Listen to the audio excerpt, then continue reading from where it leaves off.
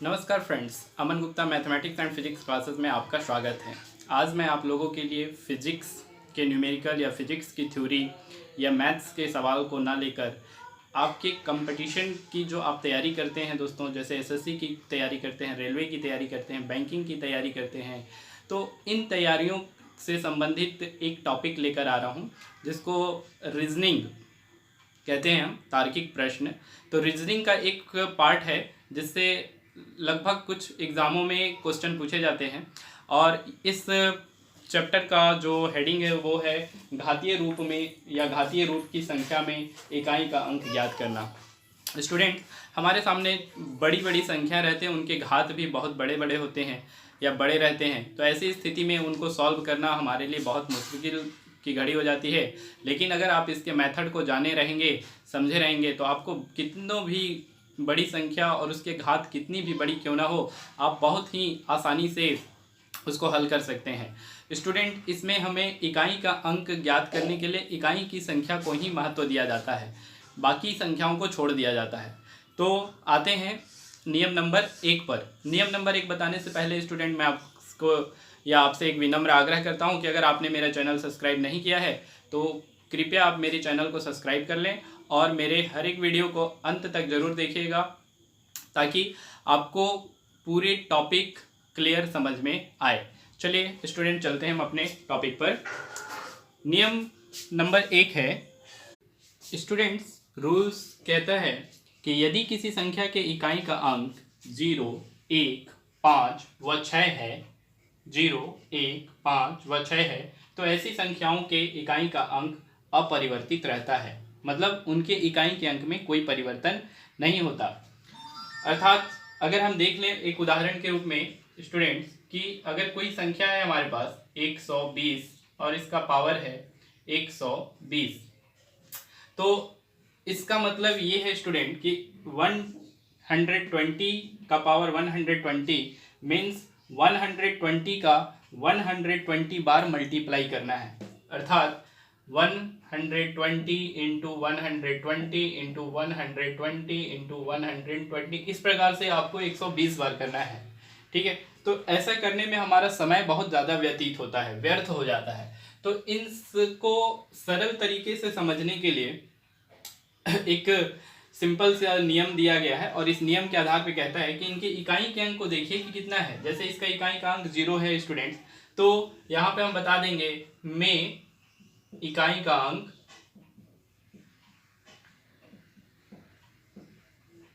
0 ही होगा, अर्थात 0। ठीक है, तो 0 को हम 0 कर देंगे स्टूडेंट्स, 0 होगा। ठीक है, तो ये पहला जैसा था, जिसका इकाई का अंक 0 होगा उसका वो संख्या कितना भी बड़ा होगा उसकी इकाई का अंक 0 ही होगा। अगर 120 की जगह 1130 ले लें और इसका पावर भी कर दें 925, तो इसमें भी इकाई का अंक 0 आएगा। स्टूडेंट, दूसरा कहता है कि इकाई का अंक 1 हो।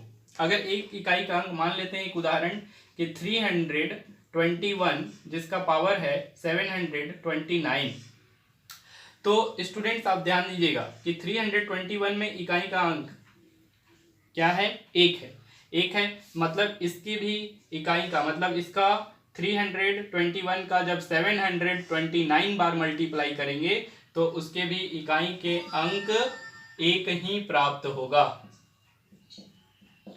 ठीक है स्टूडेंट, आते हैं 5 का देख लेते हैं। 5 का तो सबसे ज्यादा सिंपल है। अगर मान लीजिए स्टूडेंट 625 है और इसका पावर 1225 है, ठीक है, मतलब कहता है 625 का 1225 बार मल्टीप्लाई करिए।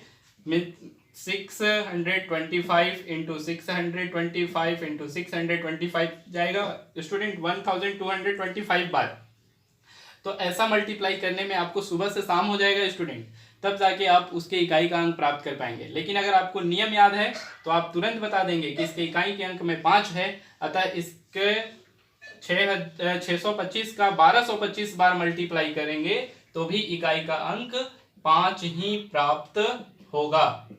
उसी प्रकार 6 है, 6 के लिए मान लेते हैं कि 926 कोई संख्या है और इसका है 13,126 बार आपको मल्टीप्लाई करना है। तो इतनी बड़ी संख्या का जब आप मल्टीप्लाई करेंगे तो इसका इकाई का अंक देख लीजिए, इकाई का अंक 6 है, अतः इसके इकाई का अंक भी क्या प्राप्त होगा, 6 ही प्राप्त होगा। ठीक है स्टूडेंट, इन चार प्रकार के इकाई के अंकों के लिए एक छोटा सा ये नियम है स्टूडेंट्स, इसको आप ध्यान रखिएगा। चलिए नियम नंबर 2 में चलते हैं स्टूडेंट्स। रूल्स नंबर 2 ये कहता है कि यदि किसी संख्या के इकाई का अंक 2 हो तो उसके घात में 4 से भाग देकर 2 का घात 4 टू द पावर 4 के रूप में लिखते हैं और तब तक हल करते हैं जब तक 2 अंक की संख्या ना प्राप्त हो जाए। स्टूडेंट्स, इस नियम में आपको ध्यान देना है कि संख्या कितनी भी बड़ी क्यों ना हो, आपको सिर्फ इकाई के अंक को ध्यान देना है। अगर इकाई का अंक 2 है तो इकाई के अंक 2 का पावर 4 और जो घात होगी, जो पावर होगी उसमें 4 से आपको 4 से डिवाइड कर देना है। ठीक है, आइए देखते हैं एक उदाहरण। अगर मान लीजिए स्टूडेंट कोई सवाल है कि 572 का पावर 443, अब इसमें इकाई का अंक आपको फाइंड करना है। स्टूडेंट्स, आप इसकी इकाई की संख्या देखिए क्या है, 2। हमने कहा कि बाकी सारी संख्याओं को भूल जाइए, सिर्फ इकाई का अंक को देखिए 2। अब इस 2 को लिखना है 2 का पावर 4 और जो स्टूडेंट्स घात है उसमें 4 से भाग देना है, मतलब 443/4 हो जाएगा स्टूडेंट्स। अब ध्यान दीजिएगा, सबसे मोस्ट इंपॉर्टेंट लाइन यहीं पर है जहां आप कंफ्यूज हो सकते हैं। इस 4 से 443 में आपको भाग देना है, तो 443 में भाग नहीं दे जाएगा क्योंकि यहाँ विषम संख्या है और ये सम संख्या है। तो स्टूडेंट सबसे पहले आप अंश को, जो नॉमिनेटर है, नॉमिनेटर को 4 के भाज्य में बदल लें, 4 के भाज्य में बदल लें। अर्थात अगर हम यहाँ पे 40 कर दें तो ये विभाज्य हो जाएगा। कैसे हो जाएगा, 2 का पावर 4 और 440/4 हो जाएगा। तो स्टूडेंट यहाँ 3 बच गया, उस 3 को क्या करेंगे, तो हमने जो इकाई का अंक को 2 का पावर 4 लिखा है ना, उसी इकाई के अंक को 2 का पावर 3 कर देंगे। ठीक है स्टूडेंट्स, जो 3 यहाँ बच रहा था उस 3 को हमने 2 के पावर 4 पहले लगा लिया था, अब उस 3 को भी 2 के पावर 3 में लिख लेंगे। अब इसको सॉल्व करेंगे, अब ये भाज्य हो जाएगा स्टूडेंट, 4 1 जा 4, 4 1 जा 4, 4 1 जा 4 और 0 का 0 भाज्य हो जाएगा ना। अब देखिए, अब आपको इस संख्या को भूल जाना है, पहली संख्या और अंतिम संख्या को ही हल करना है। 2 का पावर 4 जो है स्टूडेंट, जब आप इसको हल करेंगे तो ये आएगा 16 और 2 का पावर 3 को जब आप सॉल्व करेंगे तो आएगा 8। अब इनको आपस में मल्टीप्लाई कर लीजिए, गुणा कीजिए, तो 8 6 48 का 8 और 8 एकम 8 और 4 12 आता है। स्टूडेंट, इसका इकाई का अंक क्या है, 8। अतः ये जो संख्या है 572, उसको जब हम हल करेंगे तो इकाई का अंक आपको 8 प्राप्त होगा। है ना, बहुत सिंपल। इतना बार मल्टीप्लाई करते आप तो आपको इकाई का अंक 8 प्राप्त होता है। हमने उसको 3 लाइन में ही इकाई का अंक 8 ला दिया है।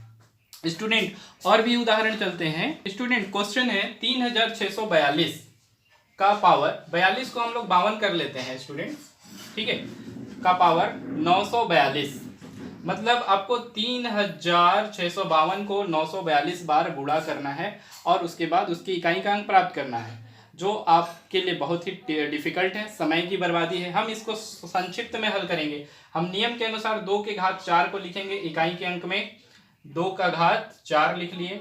अब उसके घात को 4 से भाग देना है, मतलब 942 भागित 4। अब आपको इसको 4 से विभाज्य बनाना है, तो 4 से 942 में भाग देंगे तो देखिए दोस्तों, 4 से 942 में डिवाइड कर रहे हैं, 4 2 जा 8, 1 डॉफ हो जाएगा, 4 उतरेगा, 4 3 जा 12, 2 डॉफ होगा, 1 कॉट, यहाँ पे 4 में से 2 गया, 2 सब्ट्रैक्ट हो गया और 2 को यहाँ कर देंगे। अब देखिए 4 5 जा 22 बच गया।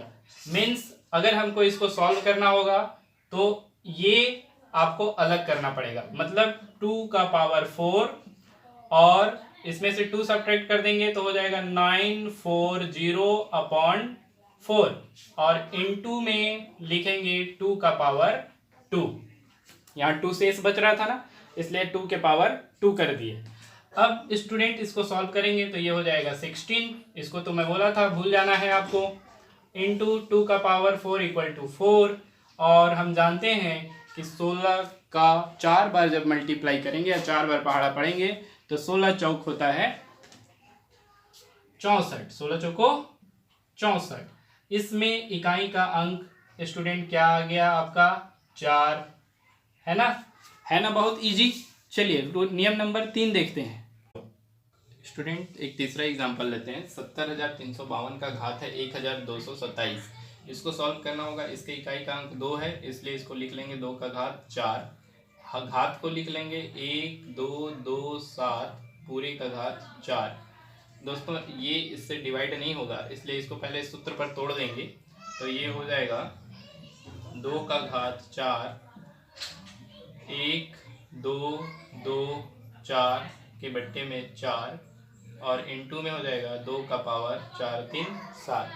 दोस्तों इसको तोड़ेंगे, डिवाइड करेंगे तो 4 3 12 और 2 जाएगा नहीं, 0 हो जाएगा। 4 6 24, 306 आएगा भाग देने पर। तो इसकी कोई हमको अब लेना नहीं है, इसको आप छोड़ दीजिए तो भी कोई दिक्कत नहीं है। अब आपको लेना है इसको 2 का पावर 4, 2 का पावर 4 इक्वल टू 16 होता है और यहाँ आप जानते हैं कि 2 का पावर 3 इक्वल टू 8 होगा। इसका इकाई का अंक 6 है मित्रों स्टूडेंट, तो 6 का और 8 का आपस में मल्टीप्लाई कर देंगे तो 8 6 48 होगा, जिसमें इकाई का अंक 8 आएगा। तो इस प्रकार से सभी सवालों को हम हल करेंगे। चलिए नियम नंबर 3 चलते हैं। स्टूडेंट्स नियम 3 और नियम 4 को ध्यान से देखिएगा कि कह रहा है कि यदि दी गई संख्या का इकाई का अंक 3 या 7 हो तो उनको हल करने पर 3 का घात 4 या 7 का घात 4 के रूप में लिखने के पश्चात इकाई का अंक 1 प्राप्त होता है। ठीक है दोस्तों। और नियम नंबर 4 जो है वो कहता है कि जिन संख्या के अंत में अर्थात इकाई का अंक 4 या 8 हो इकाई का अंक, तो उनको हल करने पर इकाई का अंक 6 प्राप्त होता है। ठीक है, इन नियमों को याद रखिएगा दोस्तों। आप कहीं भी किसी भी सवाल में किसी भी प्रश्न में आपको किसी प्रकार की कोई समस्या नहीं होगी। स्टूडेंट्स ध्यान देंगे, संख्याओं के गुणनफल में इकाई का अंक ज्ञात करना। अगर बड़ी बड़ी संख्या आपके सामने हो तो ऐसी स्थिति में आप इकाई का अंक कैसे ज्ञात करेंगे? तो स्टूडेंट्स आपके लिए बहुत ही सिंपल है। संख्या कितनों भी बड़ी क्यों ना हो और उनका अगर पैटर्न गुणनफल में दिया हुआ है, मल्टीप्लाई या मल्टीप्लिकेशन में दिया हुआ है, तो आप उन सवालों को हल करने के लिए सिंपल सा रूल अपनाइएगा कि सबसे पहले उनके इकाई की संख्याओं को 569 है, यहाँ पर 569 में इकाई का अंक 9, 367 में इकाई का अंक 7, 479 में इकाई का अंक 9 और 444 में इकाई का अंक 4 है। पहले इनके इकाई के अंकों को आपस में निकाल कर गुणा कर लेते हैं। जैसे 9 × 7 × 9 × 4। अब इनका फिर से मल्टीप्लाई करते हैं स्टूडेंट। जैसे 9 का 7 में 63 आ जाएगा, 9 7 63 इंटू 9 का 4 में 9 चौको 36 आ जाएगा 36। अब स्टूडेंट्स इनके इकाई का फिर से गुणा करेंगे और तब तक गुणा करेंगे जब तक 2 अंक ना प्राप्त हो जाए। जैसे यहाँ पर इकाई का अंक आपको मिल गया 3 और यहाँ पर इकाई का अंक मिला है स्टूडेंट 6, है ना। तो 6 और 3 का जब मल्टीप्लाई करेंगे तो 36 18 आएगा। तो इस पूरी संख्या को जब हम गुणा करेंगे तो उस संख्या का इकाई का अंक 8 होगा।